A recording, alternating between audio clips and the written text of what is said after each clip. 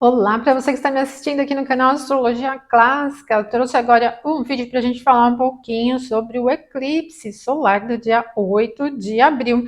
Então a gente vai falar um pouco sobre a visibilidade do eclipse, né? Vamos acompanhar aí a rota de visibilidade total do eclipse e o que ele pode trazer aí de eventos relacionados ao mundo, se é importante para o Brasil ou não. A gente vai olhar também o gráfico e fazer algumas comparações de acordo com a astrologia tradicional, fazendo referência aí a alguns apontamentos do Ptolomeu e outras referências a apontamentos de Machalá, que foi um astrólogo do período medieval que trabalhou bastante aí sobre as técnicas ligadas a eclipses, junto com o mapa do ingresso, né, a carta do ingresso do Sol em Áries para nós agora, né, nesse momento, que é a referência que a gente tem de ingresso para esse eclipse solar do dia 8 de abril, tá bom? Então, eu vou compartilhar com vocês a minha tela, onde nós vamos ver o gráfico primeiro do eclipse, fazer os apontamentos, depois vamos lá para o mapa para ver essa rota de eclipse aí, onde ele tem uma importância maior. E se também na carta natal é importante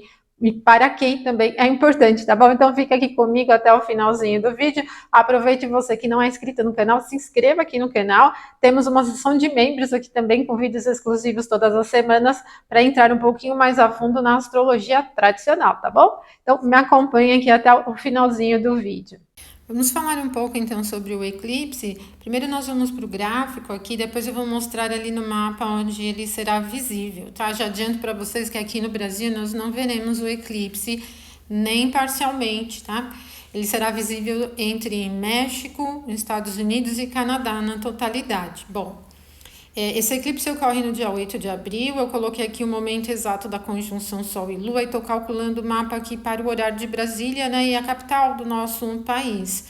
Eu vou falar primeiro das referências do Brasil, depois a gente vai transportar aí para os Estados Unidos, que é o país que vai ter uma faixa maior aí de visibilidade. Esse eclipse, então, ele vai acontecer aqui na casa 8 do mapa, né, para esse momento, com o ascendente aqui ó, em 28 de Leão, então um regente ao Sol. A casa 8 não é uma casa de temas auspiciosos, né, gente? É uma casa que desenrola tanto temas decorrentes de morte, como ela também é bastante relacionada à economia e assuntos de posses de outros países também. A gente tem um eclipse acontecendo no signo de Áries, que tem a regência de Marte, mas se a gente buscar uma referência medieval, por exemplo, Machalá, que foi um astrólogo que trabalhou mais sobre a visão dos eclipses, ele recomenda você identificar qual é o almutem vencedor desse grau aqui, 19 e 23 de Áries, que é o Sol, né? Tem exaltação, tem a regência da triplicidade do fogo, ele acontece aqui na face, né? No decã do Sol. Então, o Sol seria uma regência por almutem e Marte aqui é o regente do signo. Bom, gente, o que acontece principalmente, além do tema da casa ser, né, dos temas da casa serem adversos, de ter o ascendente em grau final, o regente do ascendente é o próprio eclipsado aqui, né? Marte, que é o regente do grau ali do eclipse, ele tá próximo aqui, ó, da conjunção com Saturno, e conjunção de dois maléficos não é legal, né? Não é um momento auspicioso. E numa casa angular. Então, a dinâmica internacional, ela tá muito indicativa de momento de crise. Principalmente nas regiões, nos países onde o eclipse será visível na totalidade, ali naquela faixa, México, Estados Unidos e Canadá, tá? Os eclipses, eles têm algumas referências em sentido de temas no contexto mundial. Assuntos políticos, eles podem desencadear, e eventos ligados à natureza, né? Eventos climáticos, atmosféricos, né? De maneira geral, ligados à natureza de uma forma geral. Esse eclipse, ele está acontecendo no momento que o Sol está no ponto máximo do ciclo dele. Inclusive, a gente está vendo aí nas mídias de maneira geral, todo mundo falando das tempestades solares. O ciclo do Sol dura 11 anos, né? Ele chega nesse ponto máximo a cada 11 anos. E cientificamente mesmo, né?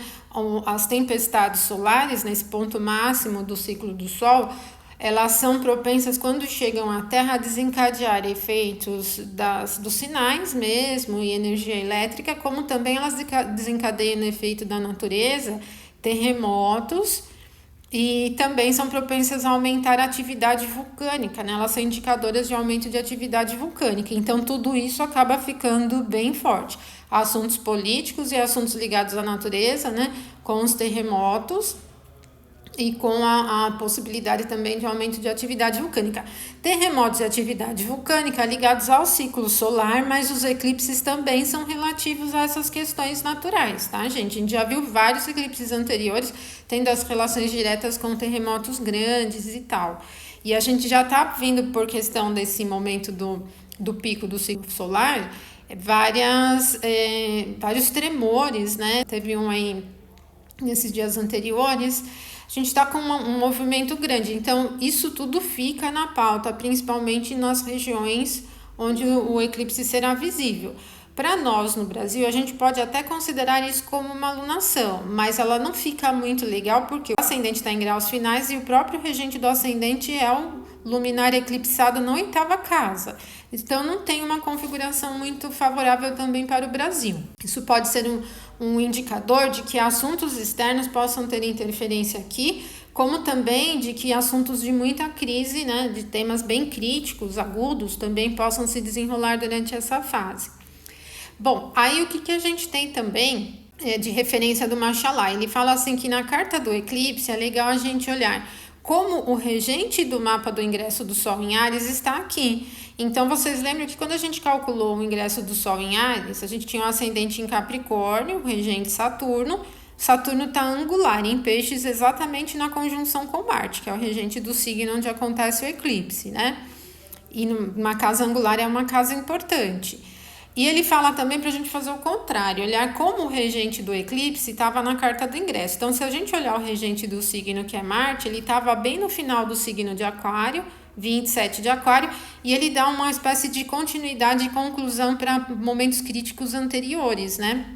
Então, pode ser que nesse período de lunação para nós no Brasil, porque não vai ter eclipse aqui, se desencadeia o fechamento de algum assunto muito crítico do país, bem crítico mesmo, né? Porque a dinâmica é mais tensa.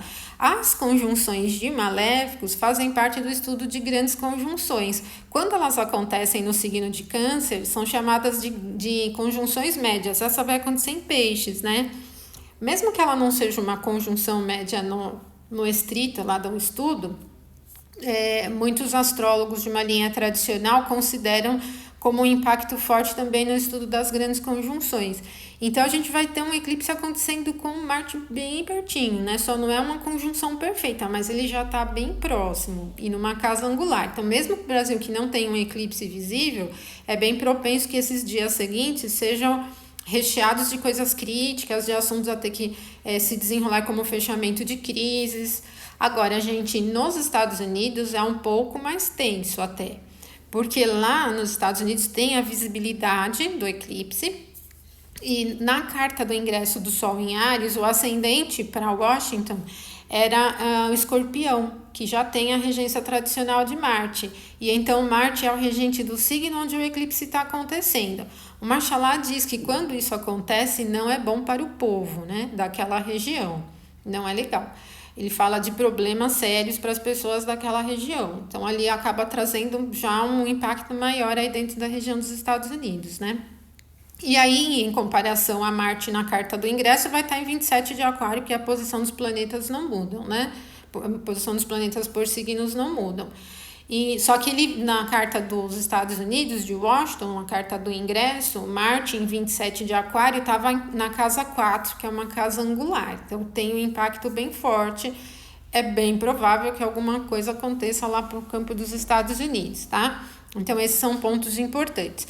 Outra coisa assim, o eclipse vai acontecer aqui em 19 e 23, então quando tiver um desses planetas passando por 19 e 23, pode desencadear efeitos, pode ser um gatilho dos assuntos do eclipse. Então, não necessariamente na data do eclipse aconteça nada, ou até nos dias seguintes.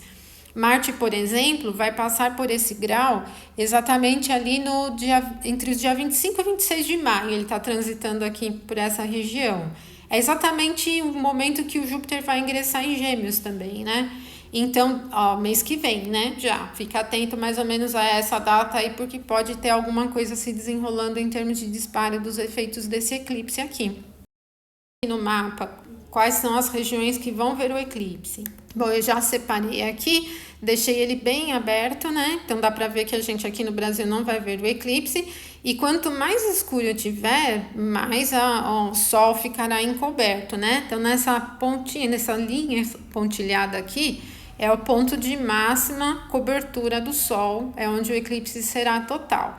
Tá? Então, veja, vem aqui do oceano, passa aqui pela região do México e atravessa aqui, gente, uma boa parte dos Estados Unidos e algumas regiões aqui do Canadá. Então, os Estados Unidos é a parte, né, é o país onde tem mais cobertura, né, desse eclipse total. Vou abrir aqui, que vocês vão conseguir ver propriamente quais são as cidades já, né, onde a gente tem essa possibilidade da visualização. Então, aqui a gente está no México ainda, ó, aqui, tá vendo? Então, é nessa região aqui, ó, da pontilhada que o eclipse é total. E aí a gente entra aqui para os Estados Unidos. Bom, aqui a gente já tá tendo conflitos, né, gente? Porque os Estados Unidos está vivendo uma crise migratória de mexicanos para cá, e esse tema da fronteira aqui tá bem pesado. Há algumas semanas atrás, o estado do Texas promulgou uma lei ali fechando a fronteira com o México. Aí o governo federal entrou no assunto, abriram a fronteira de novo, só que ontem eu vi uma notícia, ontem, dia 2 de abril, né? Eu tô gravando dia 3 de abril. No dia 2 de abril, eu vi uma notícia que o próprio presidente americano, Biden, está falando que é bem possível que ele feche a fronteira porque está com uma crise migratória sem precedentes. Então, esse tema aqui de imigração pode ser um desses temas políticos que venha a se desenrolar. Só que o eclipse ele vai ser visível em uma outra longa faixa, gente. Então, até, olha, essa região toda aqui, tá vendo? Aqui já é o Canadá, mas até essa região toda aqui é visível. Então, olha, pegando essa parte aqui, ó, dos Estados Unidos, vai pegar bem a fronteira também entre Estados Unidos e Canadá. Então, todas essas regiões, elas são propensas a desenrolar assuntos relativos ao eclipse, não só o tema das fronteiras, mas todas essas, né? Em qual período? Eu citei aqui o dia 25, 26 de maio pelo trânsito de Marte, pelo grau onde o eclipse vai acontecer, mas o Ptolomeu, ele tem uma regrinha, né, que ele associa cada minuto de totalidade do eclipse a um ano, né, mesmo do calendário.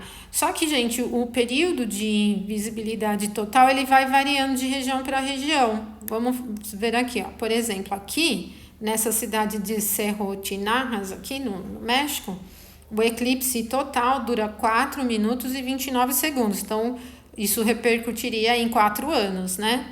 Vamos ver mais aqui em cima. Aqui, 4 minutos e 28 segundos. Aqui já é Estados Unidos, né? Aqui, olha, já vai 4 minutos e 19 segundos. Aqui, 4 minutos e 8 segundos também. Então, assim, vai variando um pouquinho, ó. 4 minutos e 3 segundos. Vai mudando um pouquinho, ó. 3 minutos e 52.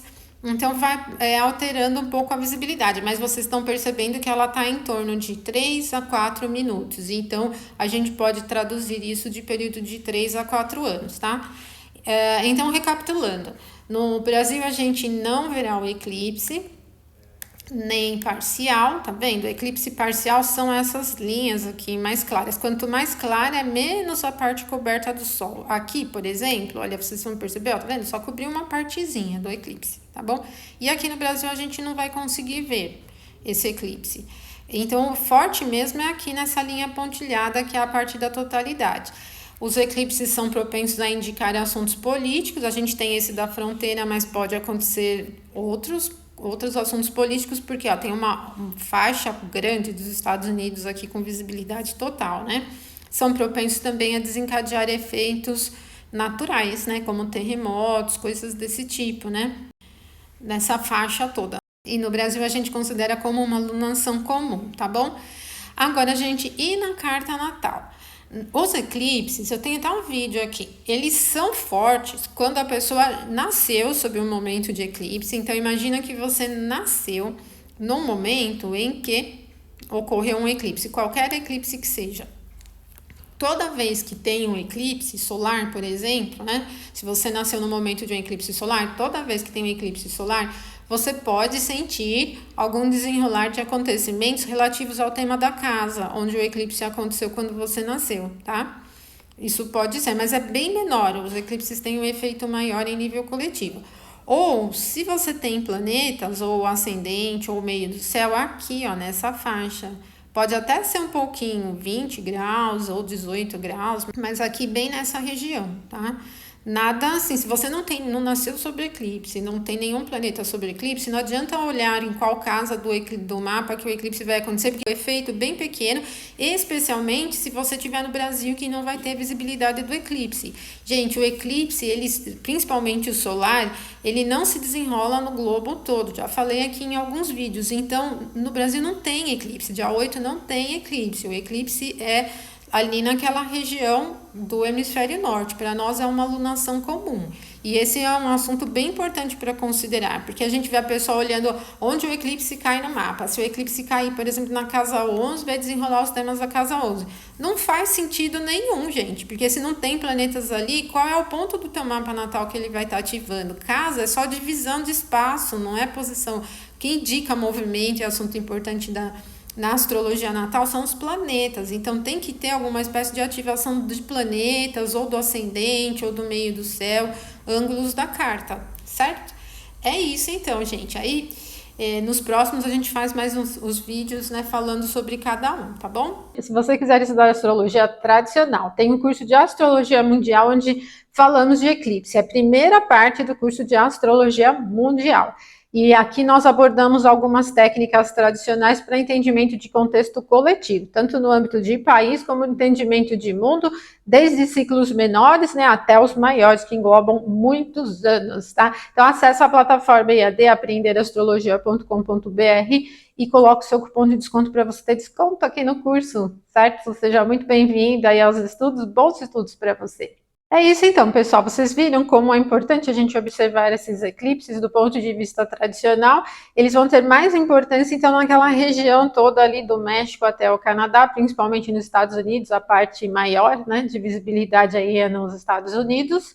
E para nós aqui no Brasil, uma lunação mais comum, mas que tem reflexos importantes aí com a conjunção de Marte com Saturno na casa 7, né, que é bem importante, e também seria uma alunação ocorrendo em casa 8 para o Brasil, que é uma casa mais adversa aí de temas difíceis, né? Então esse eclipse ou lunação promete aí algumas coisas, tá bom? Se você gostou do vídeo, não esqueça de curtir, deixa aí seu comentário, coloca aí pelo menos uma carinha para falar que você assistiu o vídeo, me ajuda a divulgar aqui o canal, tá bom? Vamos falando sempre aqui de astrologia tradicional, né? Que é um pouquinho diferente da astrologia moderna, mas são todos muito bem-vindos. Muito obrigada por terem então assistido o vídeo até o final. Até nosso próximo vídeo, então, até mais.